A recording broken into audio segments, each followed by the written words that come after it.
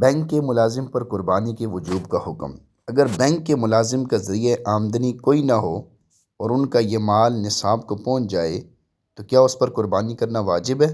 Bank کا مدار سودی نظام پر ہے اور سودی رقم سے ہی ملازمین کو تنخواہ دی جاتی ہے، اور سود کا لینا دینا، لکھنا اور اس میں گواہ بننا سب ناجائز اور حرام ہے، اور بینک ملازم سود لینے دینے یا لکھنے کے کام میں مصروف ہوتے ہیں یا کم سے کم ان کاموں میں معاون ہوتے ہیں، اور یہ سب ناجائز اور حرام ہے۔ لہذا بینک کی ملازمت ناجائز ہے اور تنخواہ بھی حرام ہے۔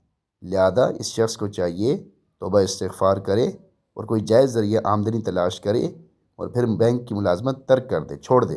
باقی بینک کے ملازم کے پاس اگر صرف بینک کی کمائی کے ہی پیسے ہوں تو چونکہ وہ سارے پیسے واجب التصدق ہیں، یعنی صدقہ کرنا ان کا واجب ہے، اس لیے وہ پیسے نصاب کے بقدر ہونے کے باوجود وہ بندہ صاحب نصاب نہیں بنے گا۔